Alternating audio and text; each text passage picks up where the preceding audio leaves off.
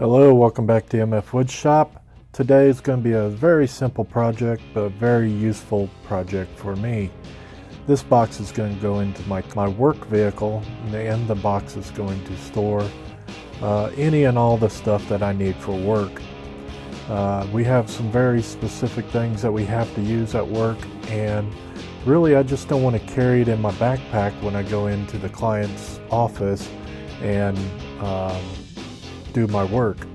So if I can store the bulk of it in this box in my car, I can just take a handful of things into the office that I'm working in. So this half-inch, half sheet of plywood is all I'm going to use. Now I only had this half sheet of plywood, so I had to be very particular on how I cut it up. So I did a quick SketchUp and laid out all my pieces on this 4x4 sheet of plywood. And I'm using the Evolution circular saw to make all the cuts. I can get straight enough cuts freehand, and for this particular project they don't have to be exact pieces, and all the pieces anyway are just squares and rectangles. So that's what I used to cut this whole thing up. Now to assemble this piece, I just used glue and 1.5 inch staples. It's going to be plenty strong enough for this particular box. Once it's in its location, it's not going to move. So the glue alone is strong enough, and the staples are there mostly just to hold the glue together. And I'm pretty much just putting this together quick and dirty because for the most part it's all going to be covered up. Later I'm going to put carpet around everything, so you're not going to see any fancy joinery, and it just don't need to be that strong. It just needs to function the way I need to. Now this little piece here, I had to put a little spacer in there to keep this section here separated good enough. So I just put a spacer in there, clamped it, while I put glue and staples to finish it up. Now fitting in these little dividers, I'm test fitting right now. It's a little tight. I did go back in and recut those to make them nice and to fit nicely. Now in this divider pieces, I added these holes, and you'll see what I do with those later. The box is pretty well constructed. I just need to clean it up a little bit with sandpaper, and I'm going to paint this because it's going to live in my car for about a month until I can finish it. And once I can finish it, I'll pull it back out and finish it properly.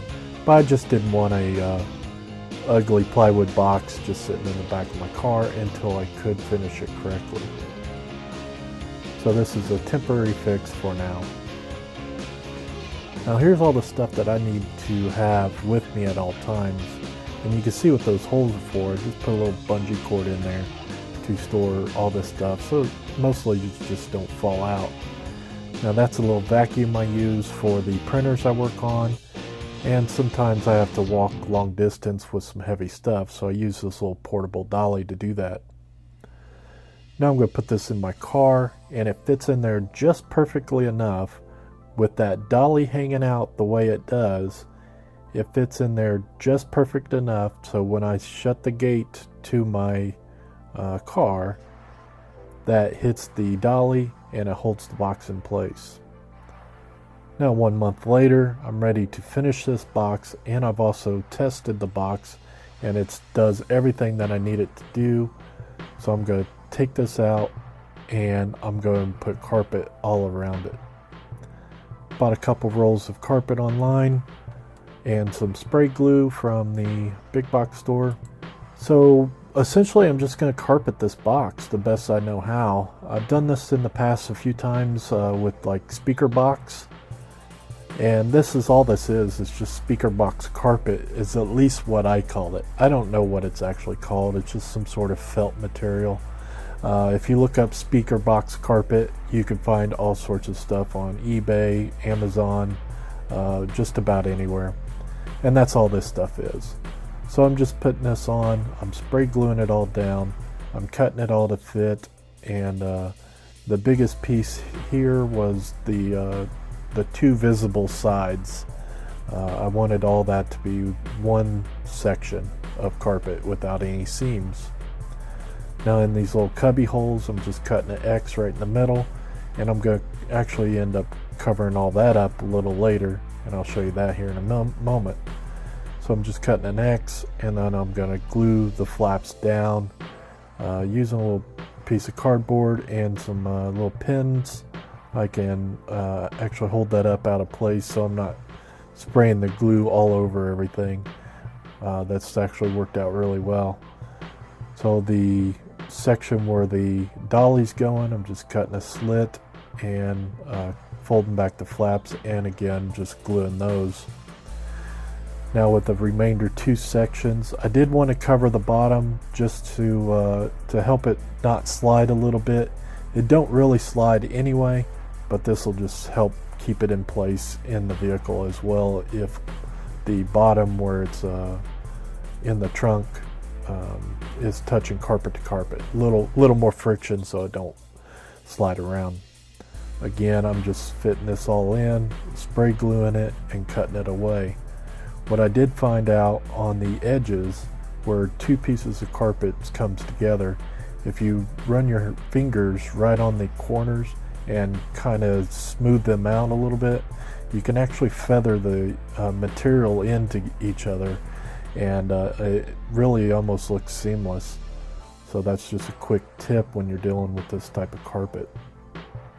For the most part, it's pretty simple. Just spray glue, cut away what you don't need, and stick it in without any bumps or cracks or seams or anything like that. You can see there I was smoothing out the edges and making the seams disappear when I'm doing that. I'm just blending them in with my fingers. And for the most part, that takes care of this box. It looks a whole lot better. The insides, I did cut some extra pieces out of the scrap pieces and just covered those in. I just spray glued them, I stuck them inside, and it does look a whole lot better than just those little triangle tabs sticking in.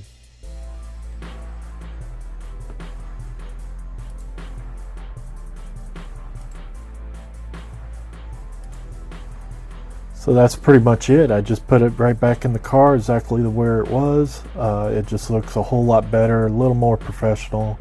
And what I realized during that month is I didn't need that bungee cord all the way across, so I only used it on that first bay to hold the tape gun in place. And that was it.